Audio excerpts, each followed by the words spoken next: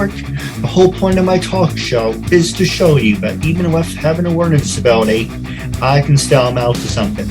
And at the same time, I'm able to turn myself into an example for people out there dealing with any types of learning disabilities and disabilities to never give up and prove people wrong. Prove to them that labels do not dictate who you are and who you're going to be, so prove them. Stand out to something. Hi, I am Narci Regina, and I just had a wonderful interview with Keith Andrew. I had a very fun time, and I got to make new friends in the process. So tune into more, see what he's doing and what he's standing for. You will not be disappointed. Hi, my name is Dominik van Wyk, and I was just interviewed by Keith Andrew, and I just loved this episode so much. We had so much fun. We talked about the acting industry, and we made some great friends.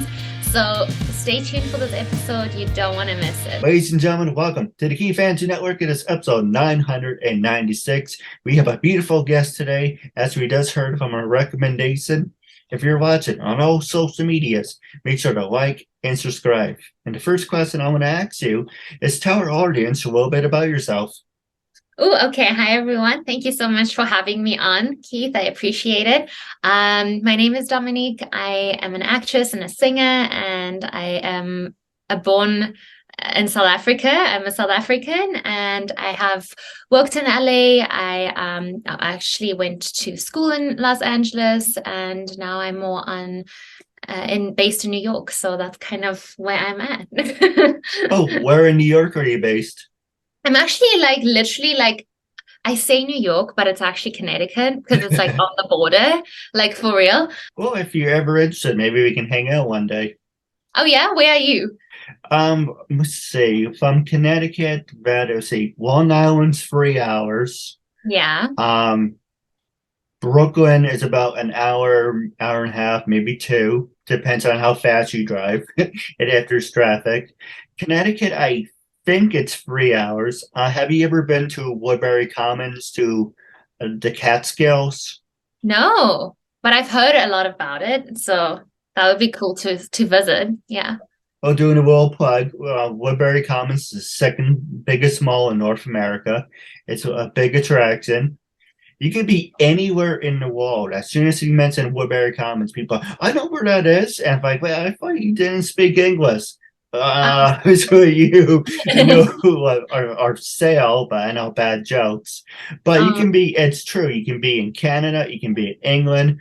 I've never been there, but as soon as you mention Woodbury Commons Premium Outlet, it's like someone flips a switch. It's like, I love that place. People just know it. Oh, is it one big mall, or are there different shops in it? What is? It's, let's see. It's how would I explain it? There's different areas. There's a green, red, blue, yellow. Those are areas that are color coordinated. I think there's a brown area. It's not an ass or anything. I think there's a brown area. See, so it's brown, red, yellow, blue, green. It's long story short, there's over 1,000 stores, and Wow. It's a giant outdoor mall. It's great during the summer and spring and the fall. Do not go during the winter unless you like to ice skate to where you're going.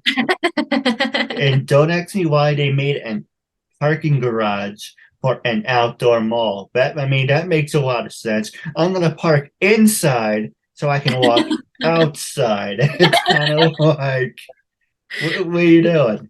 Hi. And here's our other beautiful guests. And what can you tell us about yourself? Well, I'm Narci. I am an actress and producer and I guess emerging writer. And I primarily do film and TV, and I love what I do. Two beautiful women. I guess I died and went to heaven. Don't mind me. I'm a bad flirt. Stop. So the next question I want to ask both of you is, don't worry about right now. It's cutting back and forth between me and you guys. When we take a commercial break, we're going to do a split screen. So I'm going to change up the format. So it's 15 minutes in the beginning, and then we take a break and 15 minutes to recap towards the end. But this question's for both of you. When you ladies were in college, what did you major in? And were you party animals or study nerds? Whoever wants to start. Want to go ahead? Sure. So I actually was a huge nerd. I didn't like to party because in college and undergrad I was pre-med. So it was just a lot of work to do. And I like to be in bed at a certain time. So yeah, I was pre-med. I studied biobehavioral health. And then a couple years after graduating, I decided not to go to medical school, and I went to grad school for speech-language pathology. So I was a huge nerd. Now I can relate. Not saying I have glasses, but I can relate. What about you? I would say I was also a nerd. I did go through a little bit of like going out phase, but I never was like really into like clubbing and going out and partying. So definitely nerd vibes. And then what I majored in, I majored in musical theater when I studied my bachelor's. And then when I did my conservatory, it was in acting for film. So those are like the two I majored in, kind of. Yeah. And here's a funny subject. And I always ask the women this because if I ask a guy this, it's gonna sound weird, and I don't swing that way. Did you guys? And that's unprofessional. I am professional, even though I'm a bad flirt. Have you guys ever did one of those human pyramids, or are you not into the whole human pyramid stuff? I've never done it. What do you mean a human pyramid? Like a literal like human pyramid? Yes. No, I'm not that athletic. I love that stuff. I'm a loser. I'm just so afraid. Like, not of heights, just like stepping on someone. I would probably be at the bottom, like holding everything up. Like I would not be on the top. I know we're talking off the air about I do a lot of video challenges, and I would love to work with both of you. I do a lot of video challenges and voiceover challenges. We can definitely talk about that.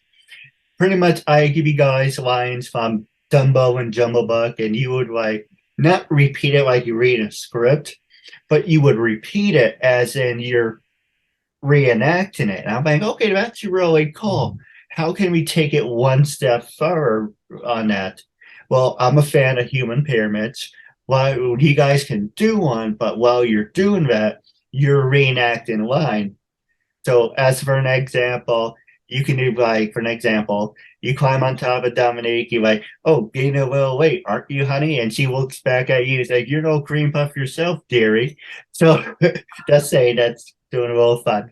But it's saying you make it live action. The reason I do video challenges is for the younger audience, like people who are 6 to about 15, because they obviously are not going to be, or maybe be supportive of people with disabilities, talking about, and I interviewed actors, actresses, models, CEOs, professional wrestlers.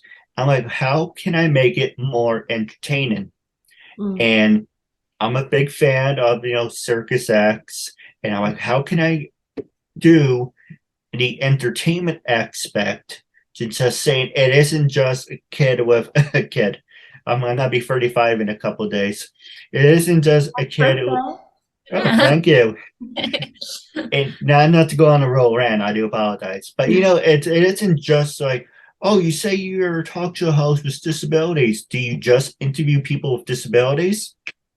No, I'm a talk show host with disabilities, but I'm showing you I can interview other people. Obviously, I said to Dominique off the air, but you join us now. You're episode 996. And I'm showing you with a disability, look at what I'm able to accomplish. Mm-hmm. And then I'm like, how can I get more people interested? We can do stuff like Dumbo and Jumbo Buck and the human pyramid stuff and make it more entertaining. It's like, I like his brand. I don't care for his interviews, but I do like how he does this other stuff, if that makes any sense to you. And I want both of you to be completely honest. And Dominique, I'm going to start off with you. Yeah, I think it's very entertaining. I think it's cool. As I said off air as well, like even like the videos I looked at, like with the tongue twister challenge and human pyramids, and it's kind of fun because like even like you said, like someone, especially for the younger audience, you know, it's entertaining and they can still learn something from it, but it keeps their attention because we live in such an era where, you know, everyone's attention spans are just shorter, I think. So, you know, I think it's a great approach what you're taking. Yeah, I think that's great. Yeah, love it. Yeah, absolutely. That's great. I think like trying new things and like figuring out what's like uniquely you is what's most important. And you find something that you love to do and it's uniquely you, I feel like people will be drawn to that. So I think I think it's great. No, absolutely. And I didn't mean to put you guys on the spot, but we do have a couple other questions before we come off the break. But the first one I want to ask you is, who inspired you? And we're going to stay with you first, Regina. And if I butcher your name, I apologize. No worries. And I'm used to it. I actually put it on text to speech, so it helps me remember. So the question I want to ask you is, who inspired you to become a professional actress? Oh my goodness. I was in denial for a long time because I didn't start out doing it. I was in a completely different, like, I don't want to say way, because speech kind of helped me in acting, but I wasn't thinking about it growing up. And I think it was just like a moment of divine intervention where something in my gut told me that I had to do something different. So I started researching something creative and something in the art. So who inspired me, honestly, it was God, because it was 100% God moment. You know, it was something in my gut. So I kept researching and researching, and I got confirmation when I looked into acting and I started loving it and doors started opening. I'm like, oh, okay, this is what I'm supposed to be doing. Even though I had to start from scratch. Paid all that money for all these degrees. It's okay. But that's who inspired me. Now, I was going to make a joke about that, but I want to hear from Dominique first. I just want to say amen, sister, because I am so with you on that. And it's crazy how God works, because this is a moment. And I was just like, you know, honestly, like I've been acting since I was 6 years old, and it's what I know how to do. Sing and acting, it's two things I know how to do. But it's such a beautiful blessing and it's such a beautiful gift. And I think I'm now at that stage of like, how do I navigate having more of God in all of that? And that is also such a different thing, you know. So I kind of think you'll know what I'm talking about. So, you know, after having that God moment of like, you want to use me, Lord, how? Yes. And the how is sometimes doesn't look the way you think it's going to look at all. And navigating through industry that, you know, is different in so many ways. How do you stay true to that and still stick to that original, you know, kind of revelation that was set on your heart and gifting? So I'm with you on that. I think it's something that you are called to. For me, it's from the Lord.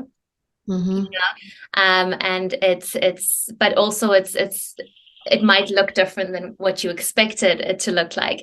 And even if you are somewhere else, I mean, I've also done other things on the side, but it's amazing how those experiences, even though like with your, you know, what you studied, you think, oh, this is not going to be important, but looking back, the dots kind of connect sometimes, you know. I don't know about Keith, if you've ever like found yourself in a place where what you're doing directly isn't acting, or it's not necessarily in the entertainment industry, but my goodness, can those experiences help you so much in those moments? I don't know if that's just a me thing, but yeah, that's 100%. I agree. Yeah. So I'm with you on that. So the joke I was going to make before is you mentioned you college, you was 40 degrees. And are you guys are fans of Futurama? No. Futurama is similar to The Simpsons, same creator. And there's a joke where Fry says, oh, I went to college, but Leela cuts him off. And if I find it, I can send it to you guys. I promise I will. Leela says, yeah, but everyone knows the 21st century college was an expensive daycare center. Pretty much, yeah. I like Family Guy, and I like Futurama more. I guess it's similar to the Simpsons were really good in the beginning, then it kind of gets dumbed down. But what about you? You guys, what are your favorites? Do you like Simpson, Family Guy? I grew up on The Simpsons, and they're still around. So I mean, I don't watch them anymore, but I love The Simpsons. And I as far as like animation, because of I have children, because of my oldest, like I'm kind of getting into anime. I'm a big fan of Dragon Ball. Dragon Ball Z, yeah, he's starting to get into Dragon Ball Z, and he's watching all these different. And sometimes I'm like doing things and I'm watching, and I'm like, oh, what's gonna happen next? So it's like animated soap operas, kind of. So I'm kind of getting into that. I can't name every show, but yeah. No, I do. Oh, go ahead. I'm sorry. No, I'm just saying, yeah. Like, I agree with you on that. The one thing for my show I used to do, but I do want to bring back, but then we're going to take a quick commercial break, is I like to be live action. Now, in a way, I say live action. You get up, move around, show us your place. Now, I know that's like a red flag, like invasion of privacy, so I do want to apologize straight ahead. But if you ever have the urge to say, yeah, I can show you my place, I really don't give a damn. But I'm looking right behind you. I love those doors, and I love that staircase right behind you. yeah, my Christmas decorations are still up. I'm gonna get to that eventually. I was setting up the laptop. I'm like, man, they're gonna see I haven't took it down yet. But what are you gonna do? I gotta be transparent. So yeah, this is the office, and don't mind the Christmas decor. Well, I did send you the virtual background, but it's fine. You don't want to use it, you don't have to. Okay. But we're going to take a quick commercial break, and when we come back, we have a brand new background. And I make it more fun. You guys can interact with each other when we come back from this commercial break.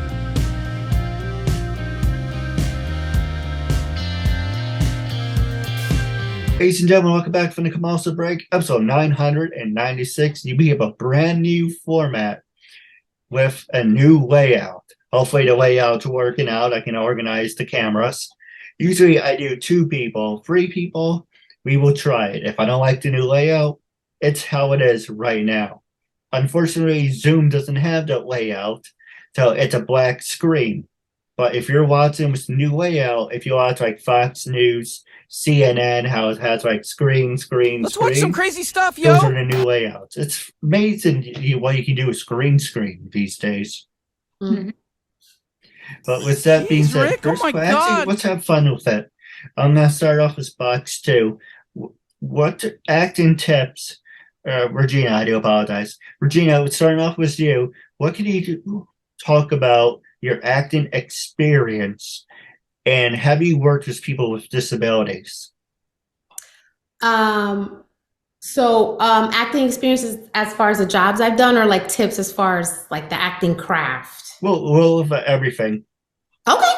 As far as acting tips for any part that I get to play or even any audition, I just make the imaginary circumstances real.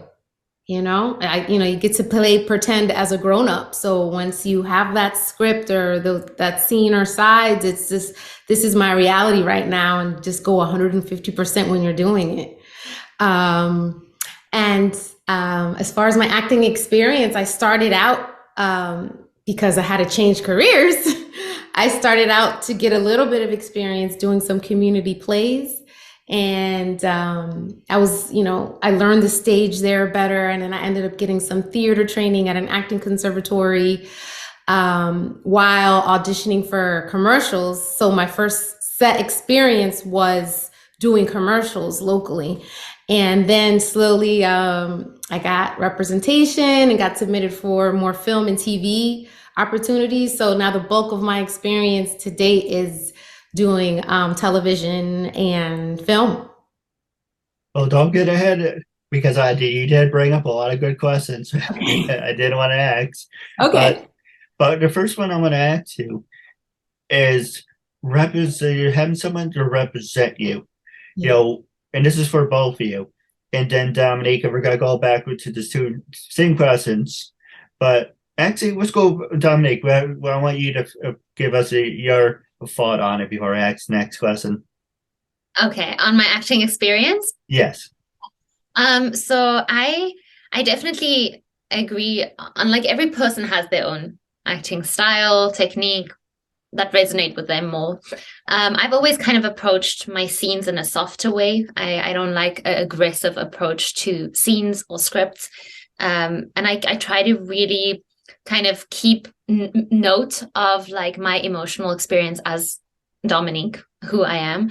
Because to an extent, yes, you get to play someone else, but to an extent, you bring a part of yourself to that scene as well, and a part of yourself to the character. And so, yes, what will make this character cry, but what makes me cry? What makes me cry as Dominik? What makes me, cry as, or what makes me happy? That is also like the imaginary experience or acting as if and stuff like that. So I really think approaching it with more of a lighter touch, a gentler touch sometimes, because I think especially if we get a scene initially, we're always like, oh, I need to play this emotion, and like that's really not good acting. We just True.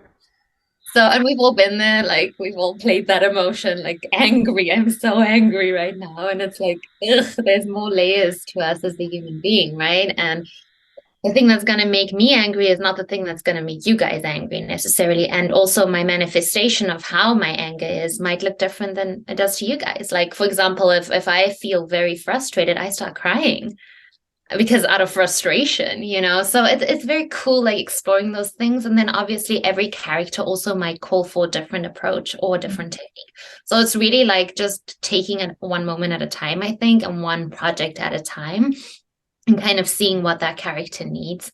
So that's kind of my experience, what I've always kind of gone to. Obviously having good beginning, middle, ends, and like you also said, acting as if and really immersing yourself in those characters. And I think one thing that I've learned recently is thinking the thoughts of that character instead of like, oh, I'm freaking out on set, this person's looking at me, and like, not thinking your question, you're thinking your mind, but thinking what the character will think. But this all takes time. I mean, it's a craft, and it's like, it's a muscle you have to keep on practicing. So that's kind of my approach and experience. Well, let me ask you this. When you guys are watching a movie, do you get upset or emotional when people die or when animals die? For me, it's animals. I don't care if someone dies. But, oh, that poor little doggy. Titanic, my mom was there. She was crying. She looked over at my sister. She doesn't care. Okay, acting. But when he said, what about the poor, poor doggy? Oh, boy. Are you guys the same way? Yeah, I think it depends on the story. Yeah. I feel like if the story resonates with me, human or animal, the tears are coming. But if it's a story that I'm not engaged by, or that doesn't resonate with me personally, it could be a great story, but it's not resonating with me, then it won't do anything for me. It's like that. Oh, go ahead, Dominik. No, I was just gonna say, like, I'm such a crier, like oh my word, sensitive soul sometimes. But I agree, like I think, but that's also like, it can be anything from like how they shot the movie, how post edited, like it can be such a great movie, and then it just rips you out of that emotional experience if it's not really well executed, or it can like really intrigue you if the execution of the post-production or the whole project comes together. So yeah, I'm kind of half and half on that. I think obviously it's dependent on the story, but I can easily cry as well if I need to, and it's really sad. Yeah. So the next question I want to ask you, both of you, it's a hard-hitting question, and it's called about discrimination. Have you ever been, what do people say? You have the first 10 seconds to, make a good lasting impression on someone. And now when you walk into an interview, and I've been discriminated a lot too. And it doesn't matter, I'm not saying that, oh, you're just acting. Race has nothing to do with it. If you're an asshole, you're an asshole. I walked into an interview recently for this job, and a woman turned around. She's like,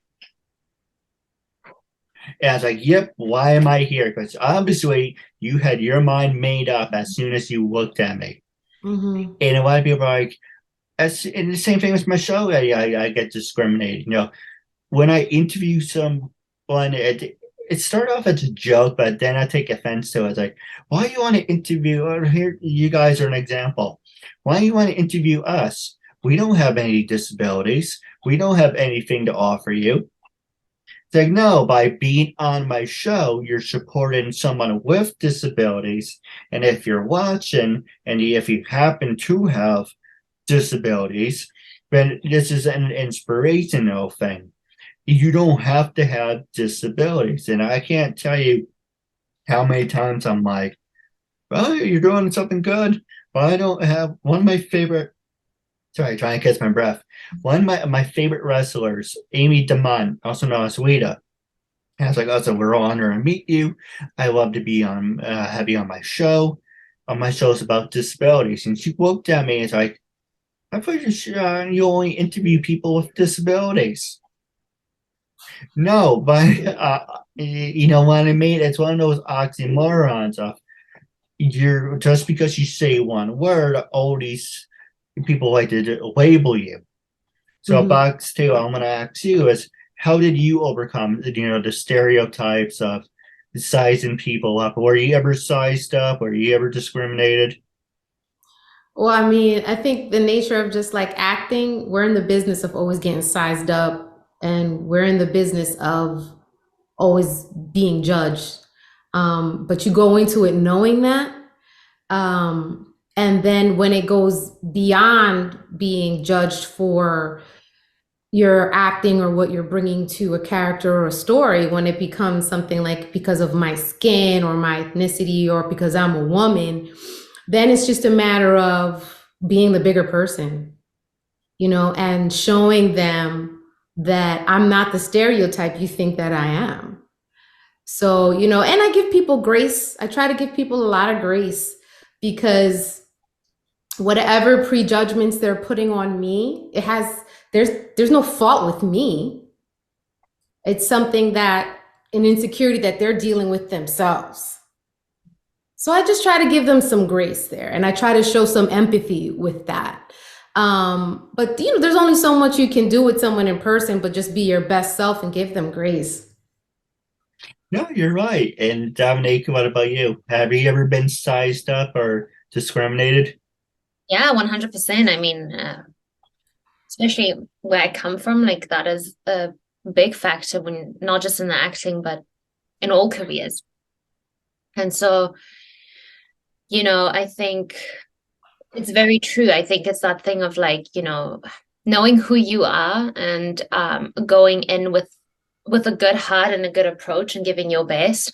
I think one thing I have learned is like if someone tells me like, oh, you didn't book the audition, aren't you sad? I'm like, no, like I don't care anymore if like my people's opinions of me really it doesn't actually have to do with me. Like you said, it's about their prejudgments or belief systems, and it is that grace thing, and kill them with kindness. And sometimes that is such a hard thing to do because we're all flesh and we all get angry, we all feel emotions, but sometimes just being that bigger person and being like, and sometimes that doesn't even mean you have to say anything. Sometimes not saying something and your actions actually showing who you are by treating someone with kindness.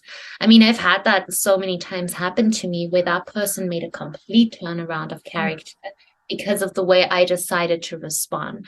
You don't control people's actions, what they say, but you can control how you react to things and what you say and your actions. And I mean, this all sounds beautiful, but the implementation is hard. I'm not going to lie. We're all human. And I have a short temper sometimes myself. I'm not perfect. And I will stand up for what is right. And if I feel like I am or other people are discriminated against, I have no issue standing up for that. But I also think sometimes, you have to put yourself in other people's shoes as well. So, yeah, I think everyone has kind of, and it's like you said, like we are so open to judgment the whole time. That's what the name of the game, and that's why I hold so strongly to my faith defining me for who I am and not people. Because I tell you, if I had to rely on people to tell me who I am, you would be so broken, so broken. Yeah. I don't know if you guys see my Facebook, but there's a post. It's not. I have two ones. I have my main one and my throwaway account. On my main one, there's a picture of a duck. I think it's a bird, and it says, "When you get me mad, we're gonna play a game called Duck Tape." That's good. Coming in with all these jokes, it's pretty good. That's what the show is about. It isn't just hard-hitting questions, or I may ask questions out of left field. It's if you're enjoying what you're doing and you're laughing and you're having fun, then the audience will say, he's doing something great. But with that being said, it was a real honor and privilege having two beautiful women on the show. I want to say thank you very much for being here, supporting me, and I hope I made a good impression on you. And until we meet again, catch you later. Thank you, and have a good night.